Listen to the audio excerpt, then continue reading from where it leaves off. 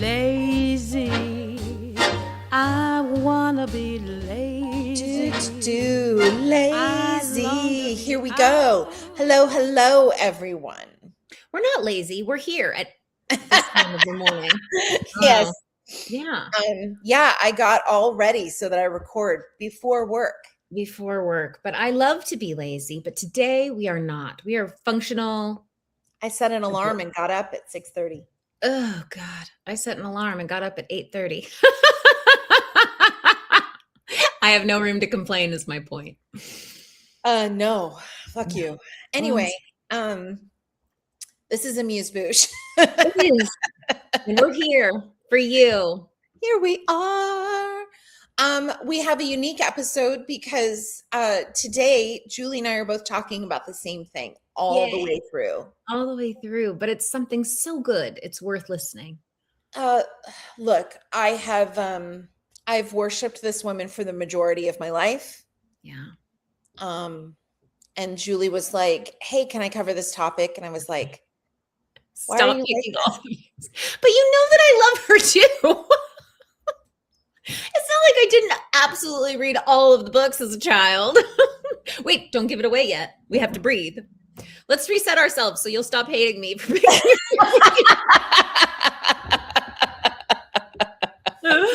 I'll never do it again, I swear. And I'll find something I absolutely love and let you cover it. I'm trying to think of something I could love more that you could cover. I get to do dogs. Anyway. Oh, God. Yeah, I'll give it to you. Fine. There you go. Okay, so today we are going to do a new type of breathing that I just learned, I think last night. I don't know. Time doesn't really exist. It is a fiction. It doesn't really matter on the timeline when I learned this because I'm bringing it to you now, which doesn't exist either. So, remember, as we're breathing, sorry, I guess I get a little philosophical when I haven't had enough sleep. Early. Let me drink more coffee. Yes, drink more coffee. Okay, so again, if you're driving, do not close your eyes. But if you can safely close your eyes during this exercise, it always helps you relax. So today we're going to start by just taking a deep breath in and exhaling. And now we're going to move our jaw just slightly to the right. Keep your mouth closed and just to the right. And take a big breath in. Sorry. And through the nose out. And then we're going to go to the left. And again, a big breath in through the nose. And out.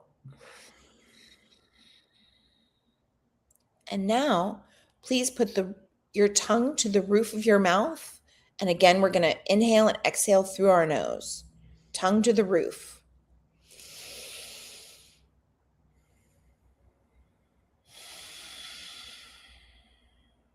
Very good. And now, we're going to take another big inhale in. And as we do, we're going to lift our shoulders up to our ears. So we're going to inhale up to our ears, and then as we exhale, it'll go down, okay? So big inhale up. Exhale down. All right. One more inhale. Exhale. How do you feel? I feel good. The jaw line's a little funky. I liked it, but I couldn't help but laugh. It's a way to reset your nervous system to get you out of fight or flight, right? Because if you're worrying about your jaw, you're not thinking about anything. True.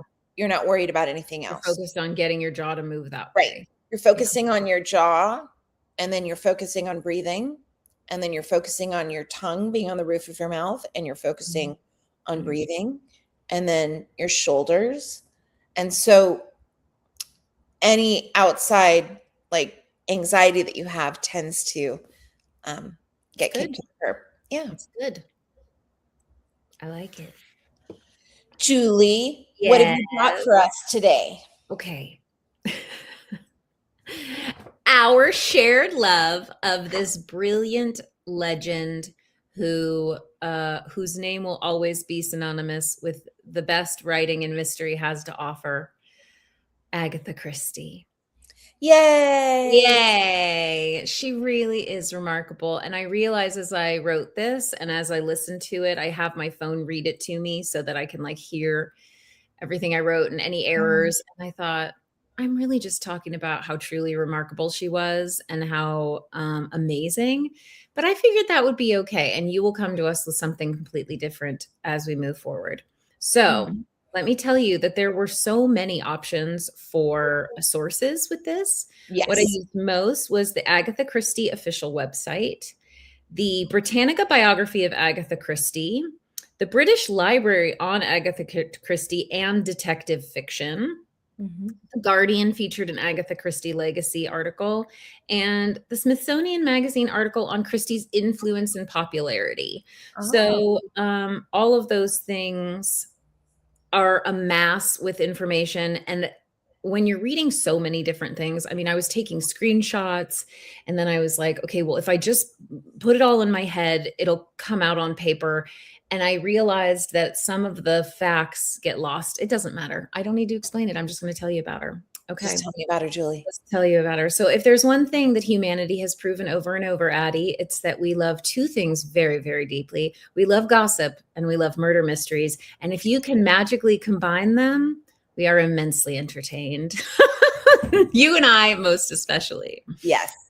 And it sure seems that nobody understood that better than Agatha Christie. Even if you've never read one of her books, you definitely know her tropes. The suspicious dinner party, the locked room, the rich uncle who definitely had enemies, the detective quietly noticing something about a teacup while everyone else is dramatically fainting. That's an exaggeration, but it made sense to me. And I think that Agatha Christie invented the feeling of saying, wait, what? It was him? Because that's your reaction every fucking time you read books. Yeah. The first time I read The Murder of Roger Ackroyd, I was literally like, what the fuck? You got me. You got me. You got me. That bitch could get us every time in the most subtle way. And that's what's so brilliant about Agatha Christie. Somehow she did it over and over and over again for more than 50 years. So today I want to go back and talk to you about Agatha Christie and who she actually was, why people became so obsessed with her stories, about her books, what they represented, and during the time she lived in, and how this quiet, unassuming Englishwoman became one of the best-selling authors in history. Agatha Mary Clarissa Miller, aka Agatha Christie, was born in 1890 in the seaside town of Torquay, England. It is the fucking most adorable town you've ever seen in your life. I highly suggest, if you'd like to look it up, Agatha Christie's birthplace on Google Images. It looks so, okay, maybe not Google Images. DuckDuckGo, did they have images? I will check right now.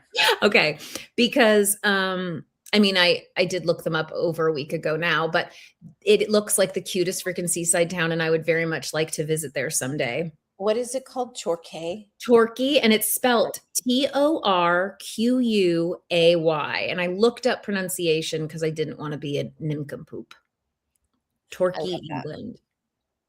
Okay, yes. So it's just like the Google thing is that you can hit images. So good. Yes, everyone, please stop using Google or it's all AI now. Safari uses Google as their engine search. So DuckDuckGo, you can actually turn off the AI. I know it's a pleasant side hustle. We need to tell you about a side hustle. It's not a hustle, but like you actually should. I had no idea. Addy told me this morning that Google now does all AI, which is as of May 26th. You cannot turn AI off. It is their main use of search. So. And it's just not always as accurate. So that's pleasant. Thank you, DuckDuckGo, for the option. Yes. Okay. At the time, England was quite rigid. Society had rules, women had limited freedoms, and people were expected to behave in very, very particular ways, which is what makes it even funnier that she grew up to spend all of her time imagining and writing all the ways polite society could secretly be full of liars and murderers. I love that about our Agatha, because that's really at the heart of Christie's work.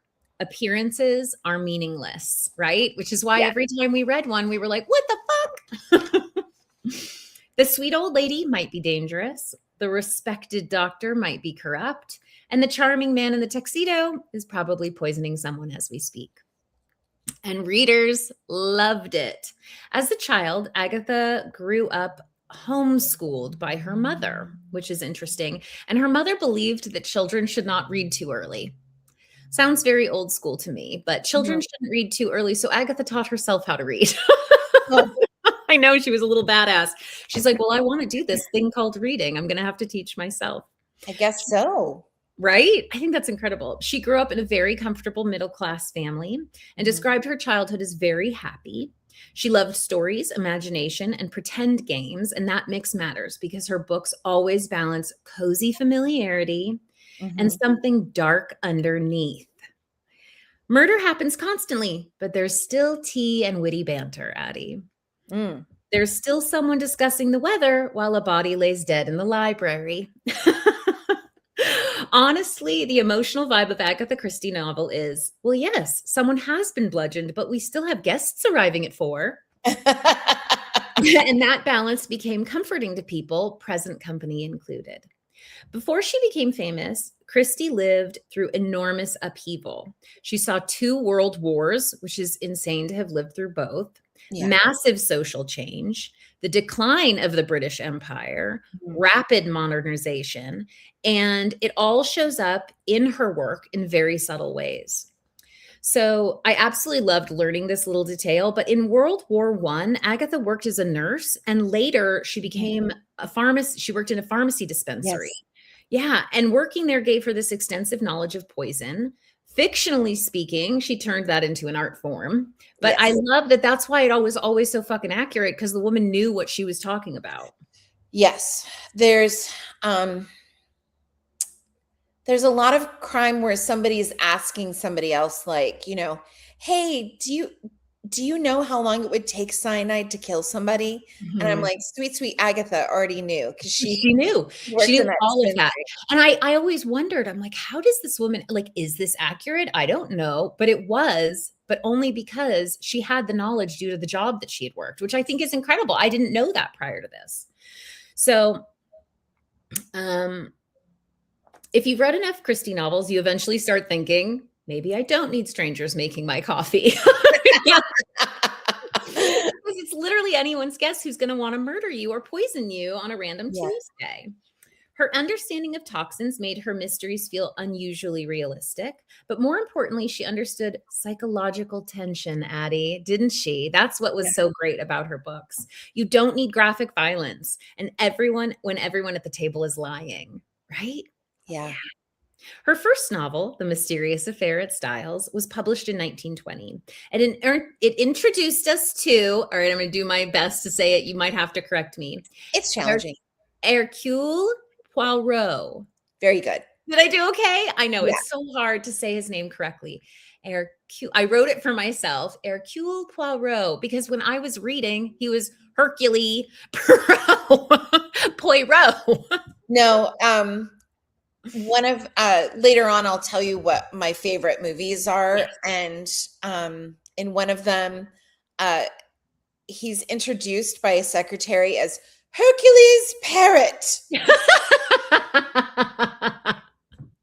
It's a hard name, so I was like, oh, don't butcher And this. then he says, I knew you'd know. Poirot, madame, Poirot, purse your lips as if you are about to bestow a kiss.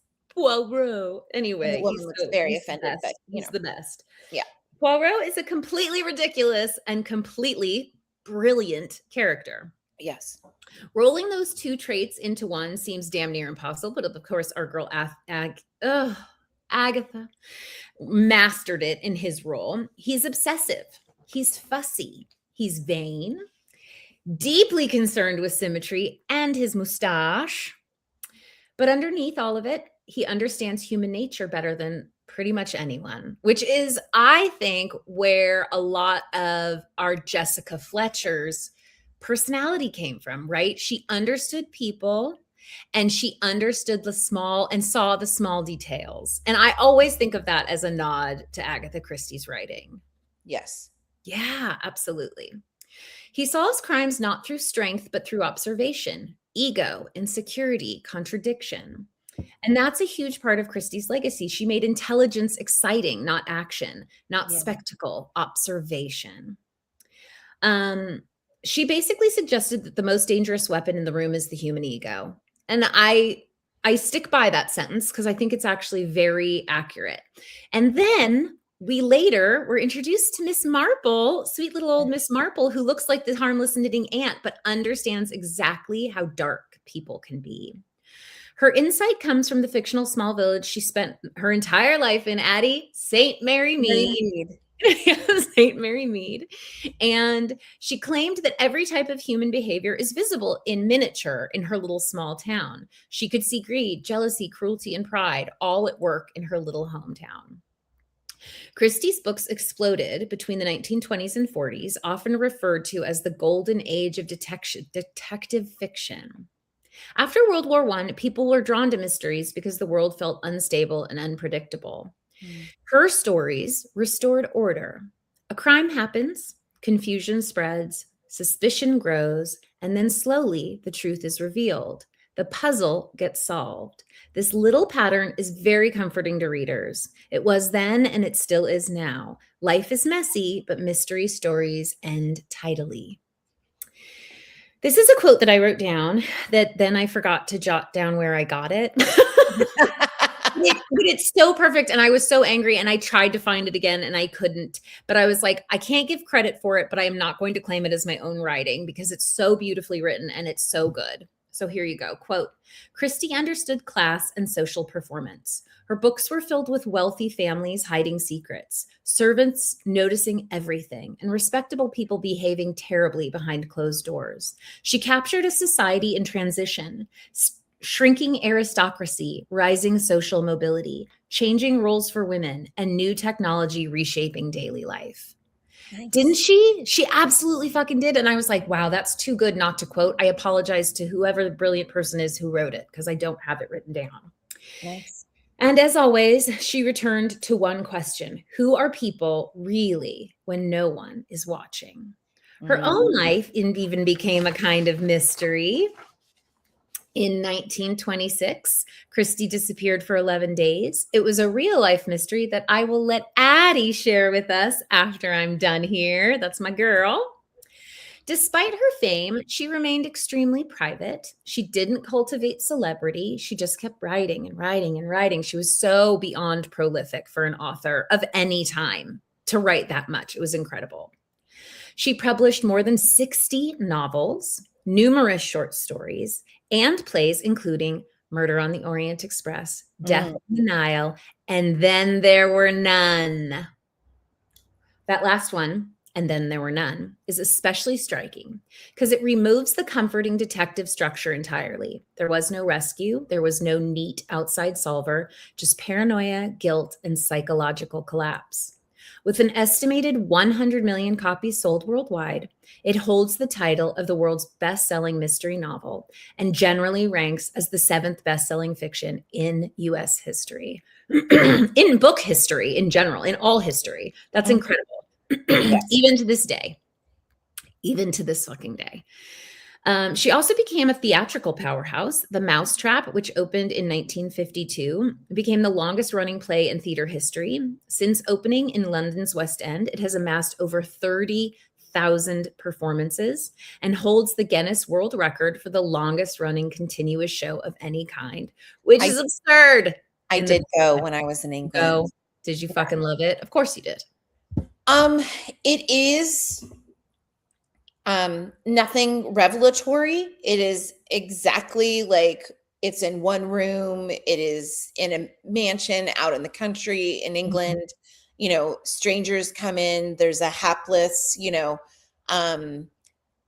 constable. You know, it's all of her tropes In one. But it is a piece of history because it is the longest running play. Mhm. And so it's a big deal. They have like a huge wooden plaque so you can take a picture of what your performance number is. Wow. I Wow. know. And I mean, it yeah, is remarkable. It is remarkable. And yeah, they hold the Guinness World Record. I mean, yeah. it can't be bad. You know what I mean? No, All of her I tropes. definitely enjoyed it, and I enjoyed the performances, and I love, anything with like a vintage air to it. And so, Mhm. I loved all of the set pieces and clothing and all that. And it was perfectly enjoyable. I saw it with my friend Selene, and Yeah. yeah, it was great. Her tropes exist everywhere. They are her Yeah. fingerprint, but she is literally everywhere because of them. Because they're her baby. She came up with them. Yes. Critics sometimes dismissed her writing as simple, but that simplicity is exactly why it works. Her prose is clean, efficient, accessible, which lets readers focus on the puzzle and the psychology. Because of that, her audience was universal: rich, poor, young, old, casual readers, even non readers were reading Agatha Christie. She remains one of the best selling authors in history alongside Shakespeare and the fucking Bible. Yes. The Bible, okay? It's honestly hard to process, but that is what she accomplished in her life. Her Yeah. stories endure because they tap into something timeless: the fear that we don't know really who people are. We don't know each other, perhaps. The killer is usually someone familiar, trusted, close, a friend, a spouse, a respected figure. That idea unsettles people because it forces us to question appearances, question our trust in others. Do we really know that person? It Yeah. works on so many levels. Her stories weren't only about suspicion, they're also about order. The belief that truth leaves traces, that behavior can be read like clues, and that eventually people reveal themselves. Christie understood human nature with unsettling clarity: greed, loneliness, pride, desperation, the need to be seen as good, and how all of that can sit inside ordinary people. Mm. She also reflected the limitations of the time she lived in. Some of her work contains stereotypes that modern readers do rightly critique, obviously, but we can look back and say it was the time she was writing in. Yes. But she also wrote extremely strong female characters, especially older women who were often overlooked in literature, and she focused on psychology rather than violence. Her Miss Marple is revolutionary too, Yes. because older women, and that again, I go back to Jessica Fletcher, our girl. I think that's why that show worked so much, is that we ignore those people so they can do what they want to do in society and then be Well, and genius. people feel comfortable like telling them anything. Mhm. So and they're vastly disregarded. Mhm. There's a wonderful trope throughout the television series that was made through, I don't know if it's the BBC, but it's a British series called Agatha Christie's Miss Marple. Mhm. And um something has happened, and then Miss Marple shows up, and the constable, of course, is like, who is this old lady? And she says, well, I find if you call Colonel so and so at the Met, he will Mhm. tell you who I am. And then at some point he comes back, and he's like, oh, I'm so sorry, I had no idea, and like now Yeah, now he has respect for her, but he wasn't now he going has to. She's respect for based. her, but he has to be told by Mhm. a man Yeah. of high rank Yep. that she is the real fucking deal. Yeah. It's she And if that older he's women. in a jam, he needs a woman. Like, yeah. She's easy to overlook. So, both things can be true. She was shaped by her era, and yet she pushed against parts of it. By the time she died in 1976 at 85 years old, Agatha Christie had become more than an author. She was truly an institution. Because when the world feels chaotic, Christie offers something rare: a room full of suspects, a careful mind, and someone calmly saying, I have gathered you all here today because one of you is lying. Mm. And somehow that helps, not because life becomes simple, but because it suggests that attention still matters, the truth still can be found. People, no matter how complicated, how smart, how conniving, still leave patterns behind. Agatha Christie once wrote, the impossible could not have happened. Therefore, the impossible must be possible in spite of appearances. She also called herself ordinary. I'm just an ordinary, respectfully, ma'am, no, you're not ordinary, but okay. Thankfully for readers everywhere, she spent her entire life figuring out who had done it so that we could find out just along with her. Now, if you're not a reader, listener, if you're a listener, not a reader, and you would like to partake in some of her stories, there are over 50 films adapted from her books. There have been between 20 and 25 TV shows and miniseries based on her books. There are dozens of plays based on her work. Nearly every book can be found in audiobook form somewhere. Oh, I mean, yeah, if you go on, I do the Libby app just through the library. I mean, hundreds of Agatha Christie options. At least 2 seasons of Phoebe Reads a Mystery are Agatha Christie books. The first one I was listening to the other day, I believe it's season 9, and it is The Secret Adversaries, starring Tommy and Tuppence. Tommy and Tuppence, Addie's kitty cats.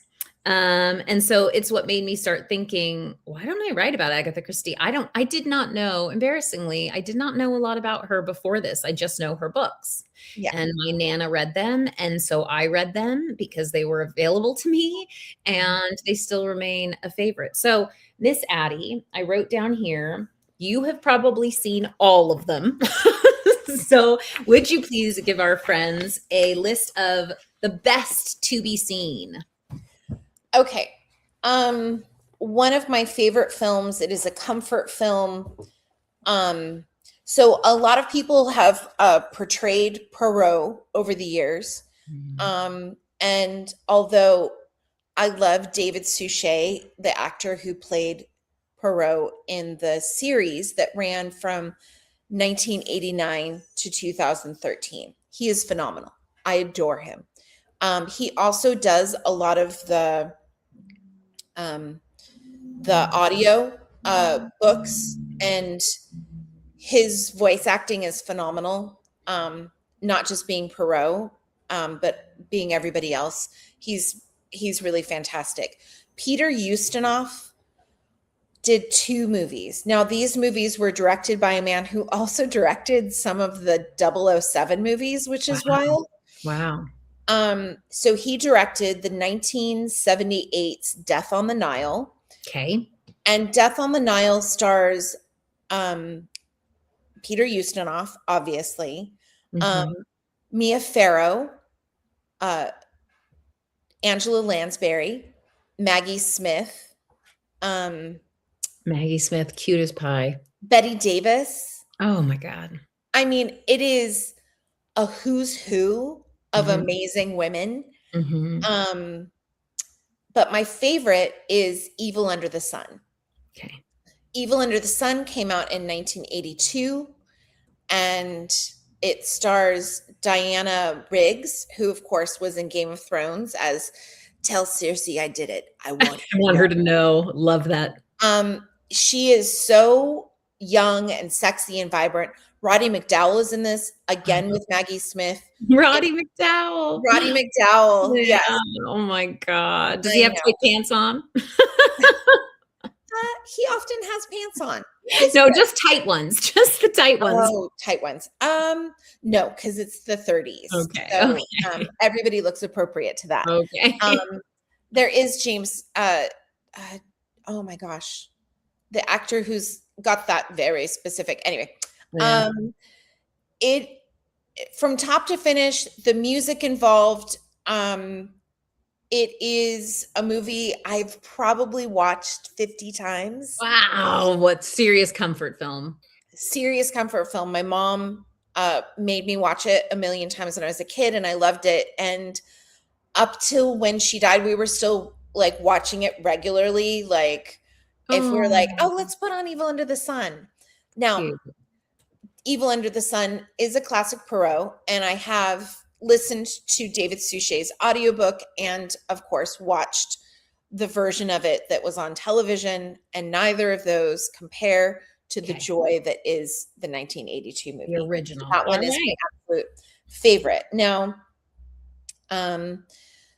there's a lot of versions of And Then There Were None. And I should probably also say, if anybody is like, why isn't she mentioning the original title to And Then There Were None is horrific. And of course, it's not published under that title anymore because it uses the N word.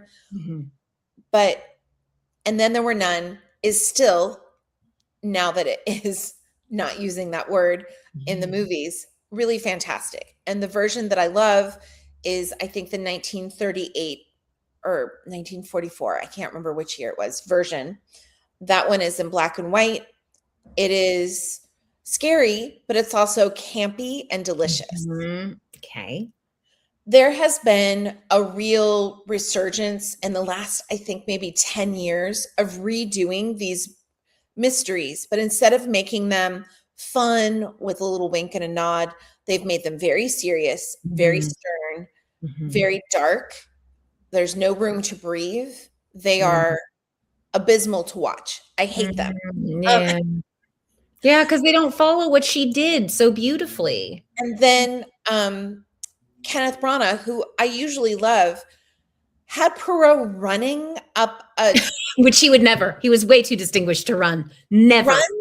No. Look, I have read every single Poirot story, and as far as I can tell, he only moved very quickly once, and it was when there was a bomb. Yeah, and he should have, but he did not run. And we don't even know that he survived that until the end of that book. Like, we didn't know that he ran. We don't talk about it. See. He's almost embarrassed that he survived it because he had to move so quickly. He would never. He's way too distinguished. And so Kenneth Branagh having this man like, Yeah, he just showed. Oh, just shut the fuck up, Kenneth Branagh. I love you so much. But those movies are horrific. You should have to have read all of her books to even make a movie by her. Of course he has. He read them all, but what he wanted to do was, what if I made Poirot more interesting by making him me? No, he's fabulously interesting, exactly as he is. So the Agatha Christie's Poirot ran from 1989 to 2013. The old ones are a little stodgy. The later ones are pretty fantastic. And I love the inclusion of the actress who plays Ariadne Oliver. Ariadne Oliver is a character that she wrote later on, who is a mystery writer, so that she can complain about her job. Cute. This character. And Ariadne Oliver has a classic detective that she writes in her books who is Finnish. And she's like, well, you know, Poirot is Belgium. So she's like, why did I make him a Finn? Why did I? And she just complains all the time about like, why did I box myself into this corner? I made this so much harder for myself. Yeah. And it's really funny because she's literally complaining about her own job writing Poirot. Yes. Poirot. Why did she make his name so difficult to say? So difficult to say. Okay. And then Agatha Christie's Marple is my other favorite series. It's from 2004 to 2013. Now, there aren't that many Marple stories. So what they did is they developed a lot of other classic Christie stories and just put Marple into them. Nice. Which I'm not a purist. So look, any Marple content you're throwing at me, I'm into. Nice. So a lot of those are very fun to watch. The woman playing Marple after 4 years, I think she got too sick to do it, so they recast her. It's a jarring recast, but once you get into the new lady, you'll like her fine too. Okay. And those are all, I think, currently on BritBox. Nice. So I have got to start. I don't think I've ever seen anything. I mean, I think I saw Murder on the Orient Express. Yeah. I was young, but I think that's it. I never watched any of it. I read it, but I never watched any of it. I just somehow passed me by. So I will go think look. A lot of the things I just mentioned are all on BritBox if you want to do a deep dive. And I think even Evil Under the Sun is on there. So you can watch that on there, which again is my favorite. As I'm talking about it, I can hear the music playing. Also, one of the main characters is Jane Birkin, who Nice. is why we have a Birkin bag. Yeah. Okay. Beautiful. So I don't know if I should hate her or love her. All right, Julie. Tell me about the missing Agatha. All right. So there's been a lot of speculation over the years, but basically what happened is that in 1926, Agatha was successful at that point, but she wasn't huge. Mm-hmm. And she disappeared for 11 days. Crazy. It was in, I think, December of 1926. And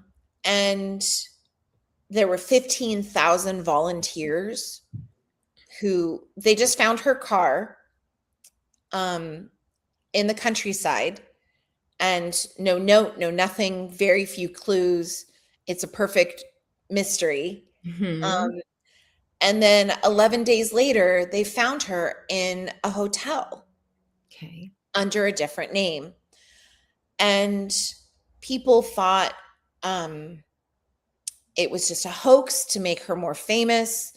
People thought she was maybe trying to set her husband up for murder. Ooh. And she never spoke on it. She didn't write it in her autobiography. She never answered really any questions.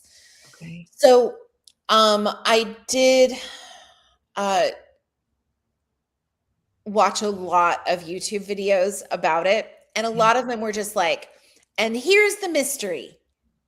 Okay. And like, because that's it. She just was missing. She was just missing. Okay. But I found a really good article, and it sort of sums up what I saw the better videos and the better articles on. So look, I watched a lot of things, but my main source has come from an article on the Independent by Joe Middleton. Okay. So in 1926, Agatha was successful, not huge. Her mother passed away that year. Yeah. And she was grieving. She had to go through all the stuff in the house. She was the one of the executors to the estate, and she was really feeling the loss. And her husband told her that he didn't want any sadness in the house, and told her she wasn't allowed to cry or grieve her mother. This is the first husband, right? Yeah. Yeah. His last name was Christie. His name was Colonel Archie Christie. So he gave her the last name Christie. Other than that, Archibald Christie. Yeah. Her depression became so bad because when you're trying to hold back the sadness and you're not allowed to like expel it, it will turn itself into full-fledged depression. She had suicidal ideation. Yeah. Then her husband, Mr. Christie, revealed to Agatha that he was leaving her for a younger woman who he'd been having an affair with. Fuck her. Yes. Agatha reported to her doctor that she'd been suffering from forgetfulness, incessant crying, insomnia, and an inability to cope with real life. So very shortly after these events in December is when they found the author's car abandoned. A BBC historian named Lucy Worsley, oh goodness. Okay. It's okay. I won't judge you. Believes that in Agatha's distress, she had entered a fugue state in which she would experience amnesia and a loss of sense of self. So Julie, I looked this up because I didn't know exactly. I've heard fugue state, but like, what is that? So in the Britannica website, it says it is a temporary loss of memory where individuals typically do not remember any details of their lives. In many instances, a person in a fugue state leaves their home and travels to a new location. Okay. Sometimes these individuals can create new identities and lives in their new location. And when they come out of a fugue state, a person might not know that they had been missing any time or how they even got to the new location. Oh, which would make sense of why she wouldn't speak on it. This describes exactly what happened. Wow. She never spoke on it because she had no idea. Oh, that's scary. With this in mind, the fact that Agatha just started driving and then abandoned her car and then was found at the hotel in Harrogate, booked under the name of Mrs. Teresa Neal, the name of her husband's mistress, makes a lot of sense. I did not know that part. Yeah. Whoa. That name was in her head. Yeah. She was fixated on it. This younger woman, she was going to, she'd been this dutiful wife, and now this woman was going to take her life. husband. Yeah. I'm sorry. Let people grieve. Losing a parent is insanely difficult. Let people, just because you're uncomfortable, because they're unhappy, doesn't mean they don't get to feel their feelings. That is fucking awful. So, of course, in 1927, we weren't as understanding about mental health as we are now. So this was seen as a stunt to sell more books, or as an attempt to set her husband up for murder. She was eventually asked to pay a fine for all the money spent looking for her. But after the disappearance, she went to go stay with her sister, and she was examined by doctors, and they confirmed she had amnesia. So that actually is true. But the things that people said about her were really unkind, just because they didn't know. And she didn't know. I don't even think a fugue state was something that was a diagnosis back then. Right. No, nobody would know what that is. I tried to look up when fugue state became an official diagnosis, and it was really hard to find information. Yeah. Gosh, that's so sad. That's so much sadder than I thought. I thought bitch needed a break. You know what I mean? Like, she spends her life working and taking care of a family, and she had a full mental break from reality is what she did. Yeah. Poor Agatha. I know. I'm glad we got her back. Fiction based on her disappearance. There's an episode of Doctor Who with David Tennant. Oh, we love him. Involving a giant alien bee. A novel by Andrew Wilson. A film called Agatha and the Truth of Murder. Okay. The novel The Christie Affair. A novel called The Mystery of Miss Christie. Yeah. And a play called Where is Miss Christie? There are a lot of books about her. People have written a lot of books about her too. Yes. Also, I wanted to say that every year there's an International Agatha Christie Festival that happens in her hometown. Of Torquay? Yeah, in Torquay. And it's a full week. Wow. And it's very similar to the Murder, She Wrote. Like there's talks, and there's, authors, and you can go on walks and tour where she lived and where she grew up. And cool. Yeah. I will also say that yes, I named my cats Tommy and Tuppence. But I always thought that if I had a daughter, I would name her Agatha Jane. Agatha after Agatha Christie, and Jane after Jane Marple. Yeah, I love it. Love it. Agatha Jane is a cute name. Maybe if you ever get that doggy you want, you can name her Agatha Jane. Maybe. Agatha Jane is a cute name. Agatha is a cute name. Old names have come back. They are. Emmy the other day was like, can I go to the library with my friends? And I said, what friends? And she said, Mabel and Maribel, or Mabel and Miriam. Mabel and Miriam, did you join an old woman's book club? Is this a quilting bee? What is happening? Miriam and Mabel. And I was like, that's fucking adorable. I love old names. Yeah. Well, all thank right, you, Addy. Yeah. So what have you been doing this week to stave off the darkness? Well, I did continue listening to, because I had started Phoebe Reads a Mystery season 9, which was an Agatha Christie book, which made me think to cover Agatha Christie. So I've been continuing to listen to that at times when I would normally be listening to murder or scrolling, which is very pleasing. Phoebe has a very calm way of speaking, and her voice is very fluid. And so it's nice to listen to. I have been going to get myself a crispy Diet Coke from the soda fountain anytime I want one, even sometimes twice a day, because you know what? It's like $1. It makes me happy. Makes me happy. And then my favorite cousin, the cousin that was a bridesmaid in my wedding, has moved to Idaho. Franny Bean lives here now, and that's very exciting for me. Her whole family is here.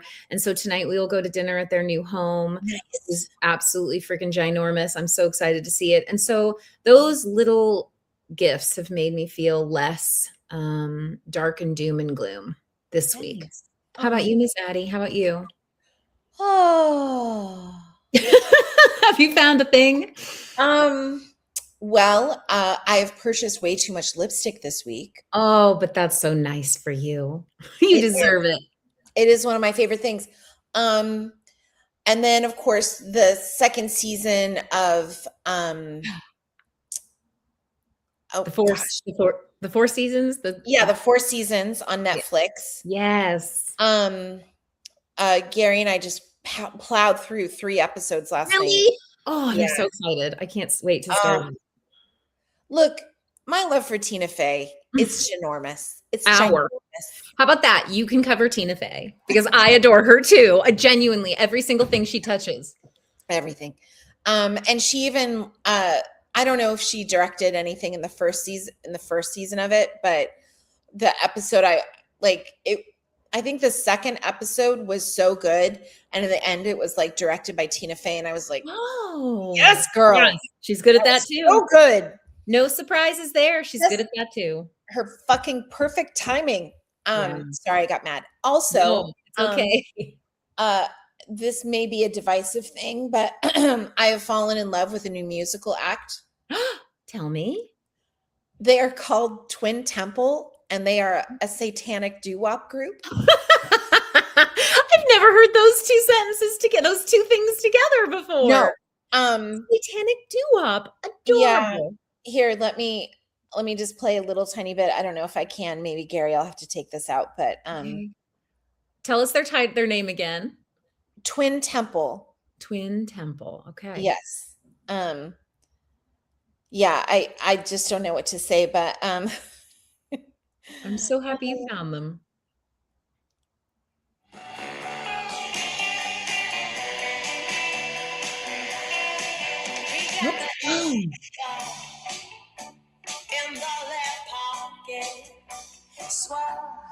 Oh, I love it already. That one's called The Devil Didn't Make Me Do It. I'm definitely looking that up when we get off of here. That sounds fun. Yeah. Songs like Lucifer, My Love, I'm Wicked, Sex Magic, Let's Have a Satanic Orgy. These are the songs. Oh my God, I love it. Sounds fantastic, girl. They're all the music is super fun, and then the lyrics are just kind of fun and cheeky. Cute. I don't have a problem with it because I don't believe in Satan, so it's not bothering me. Like it's just fun. It's a married couple. They're super cute and young. They're from LA, of course they are. Yeah. And apparently they're huge with metalheads. At this point, who the fuck cares? As long as you found joy in it, I am happy. Yeah. Yeah. Fantastic. Well, thank you, Miss Addy. That was a fun one. You are Was there anything about Agatha you felt that I should have covered that I didn't? Anything you want to share that you already knew?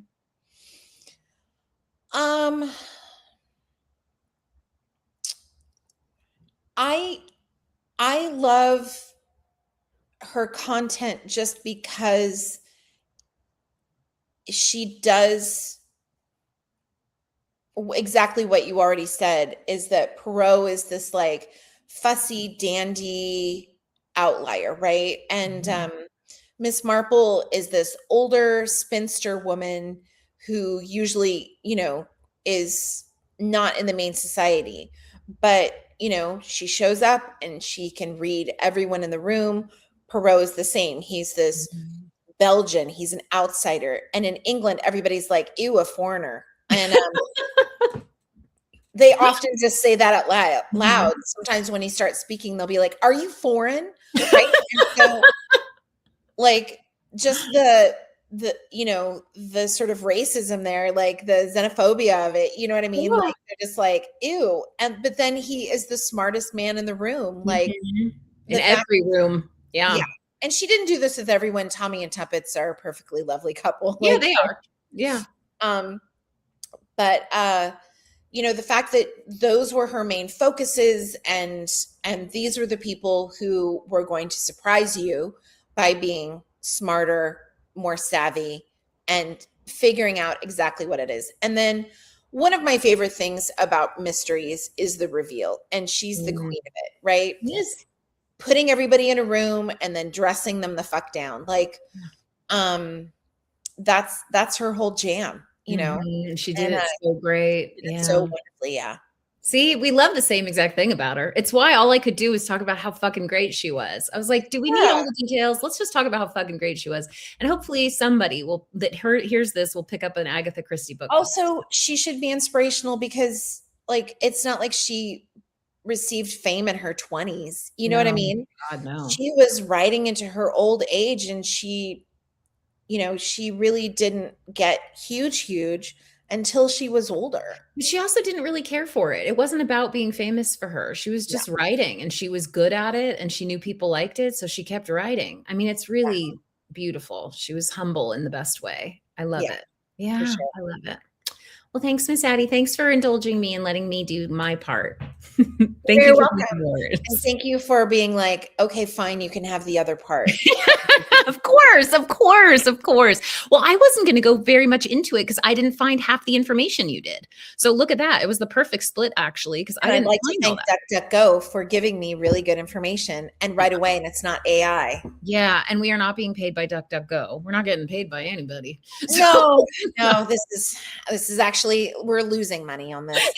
This is technically a gift of love from us to you. We don't know you, but we're paying for it. Yep. Right, it costs me every month, and there we go. Oh, have a good day at work, and I love you. I love you too, baby. Bye-bye. I wanna be lazy. I long to be out.